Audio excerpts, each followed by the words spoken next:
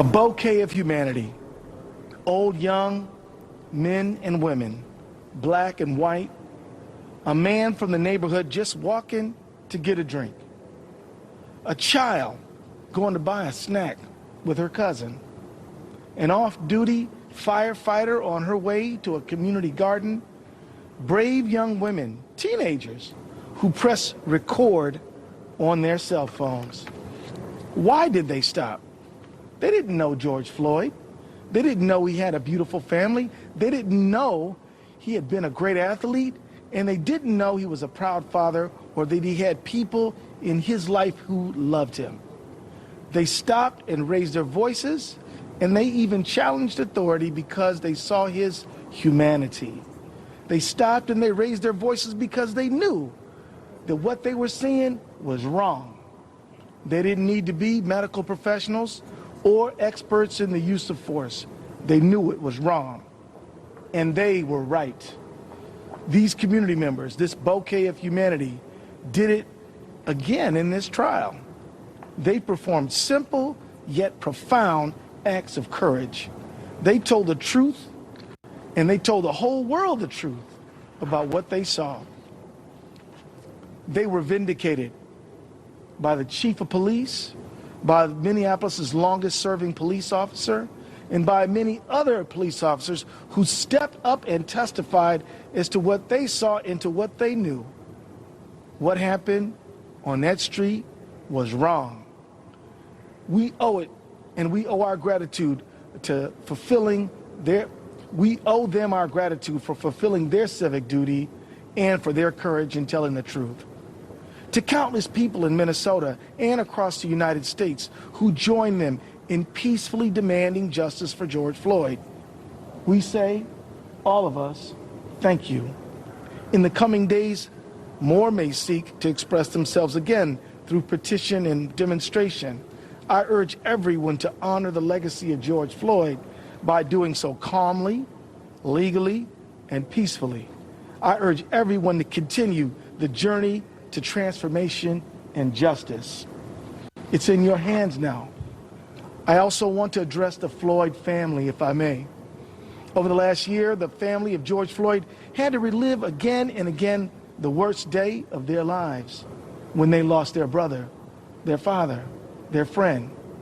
I'm profoundly grateful to them for giving us the time we needed to prosecute this case. They have shown the world what grace and class and courage really look like. Although a verdict alone cannot end their pain, I hope it's another step on the long path toward healing for them. There's no replacing your beloved Perry, or Floyd, as his friends called him, but he is the one who sparked a worldwide movement, and that's important. We owe our thanks to the men and women of the jury who gave many hours of their time and attention to carefully listening to the evidence, weighing the facts, rendering a verdict. They are regular people from all walks of life, a lot like that bouquet of humanity on that corner on May 25th and in that courtroom. They answered the call, and they served in a landmark trial. They now deserve to return to their lives. If they ask you to respect their privacy, we ask you to honor that request. I want to acknowledge the remarkable team that helped us prosecute the case. We put everything we had into this prosecution. We presented the best case that we could, and the jury heard us, and we're grateful for that. We had the sole burden of proof in the case, and history shows that winning cases like these can be difficult. I'm proud of every hour, every minute, and every ounce of effort we put in this case. And let me tell you, we spent many hours working on this case, did we not? We, week after week, committee meeting after committee meeting, this team never let up and it never quit. We fought every day, and we did it together. The Attorney General's office together with the Hennepin County Attorney's office. Thank you, sir. And we did it together. I'm deeply grateful to everyone who worked on the case. Most of these folks will tell you it's a bad idea to put together a team of all Michael Jordans. Nobody would want to pass the ball. This team That was their true strength, is sharing the load, passing the ball, understanding that all of us together are smarter than any one of us alone. And that worked. Although the verdict has been rendered, this is not the end. In the coming weeks, the court will determine sentencing, and later this summer, we expect to present another case. We will not be talking about that. This verdict reminds us how hard it is to make enduring change. And I just want to finish by sharing some important historical legacy, if you allow me. In 1968, the Kerner Commission was formed to investigate the causes of uprisings across major American cities. And a man named Dr. Kenneth Clark, a famous African-American psychologist who, along with his equally accomplished psychologist wife, Mamie, contributed to compelling research in the Brown versus Board of Education case. And Dr. Clark testified at the Kerner Commission. And I want to quote you what he said. I read that report, the one in the 1919 riot in Chicago, and it was as if I were reading the report of investigating the committee of the Harlem riot in 1935, the report on investigating the Harlem riot in 1943, and the report of the McCone Commission on the Watts riot.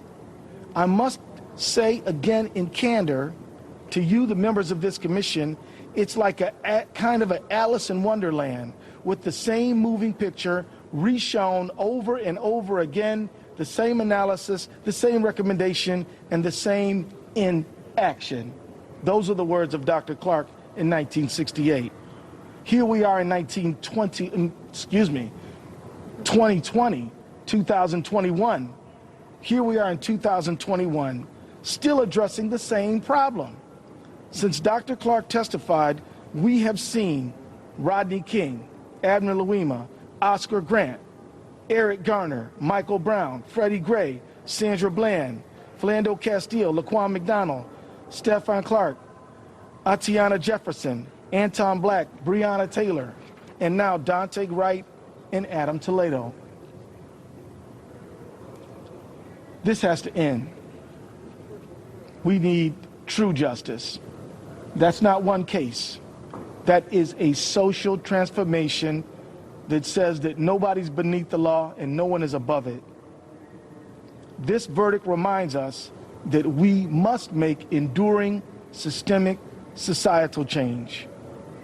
More than a month ago, months before George Floyd was murdered, the Minnesota Public Safety Commissioner John Harrington and I released the recommendations of our working group on reducing deadly force encounters with law enforcement. What all of us in that working group, including law enforcement, wanted is for everyone to go home safe. Anytime someone doesn't, everyone's lives are changed forever. We need to use this verdict as an inflection point. What if we just prevented the problem instead of having to try these cases? We don't want any more community members dying at the hands of law enforcement and their families' lives ruined. We don't want any more law enforcement members having to face criminal charges and their families' lives ruined. We don't want any more communities torn apart.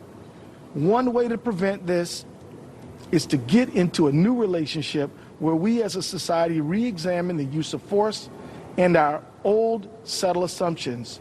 I'm so proud of Chief Arredondo and the Minneapolis police officers who by their testimony said enough is enough.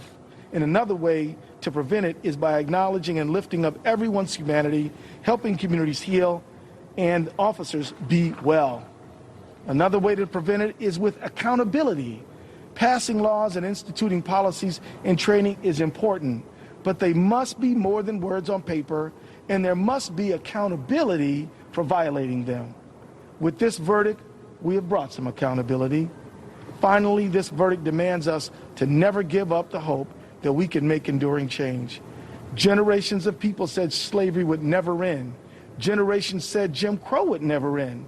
Generations said women would never be equal to men. Generations said if you were different in any way, you could never be a full and equal member of our society. Today, we have to end this travesty of recurring, enduring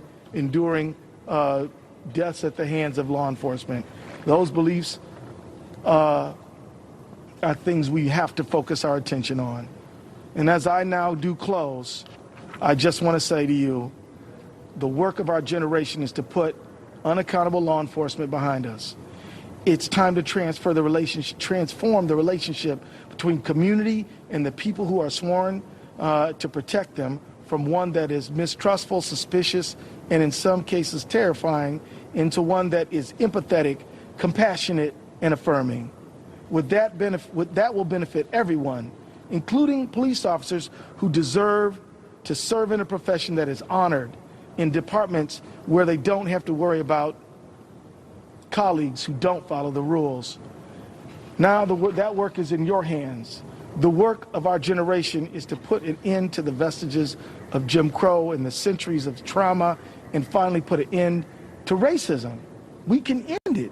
It doesn't have to be with us into the future if we decide now to have true liberty and justice for all. The work of our generation is to say goodbye to old practices that don't serve us anymore and to put them all behind us. One conviction, even one like this one can create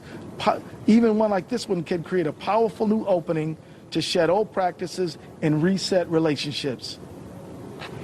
So with that, I just want to say that I do hope that people step forward and understand that nobody can do everything, but everybody can do something. You can do something the way like everyday people like Donald Williams and Genevieve Hanson and Christopher Martin and Charles McMillan and all those teenagers and young people stepped up and did something. You can do things like help pass the George Floyd Justice and Accountability Act. It's in your hands. Let's get the work done.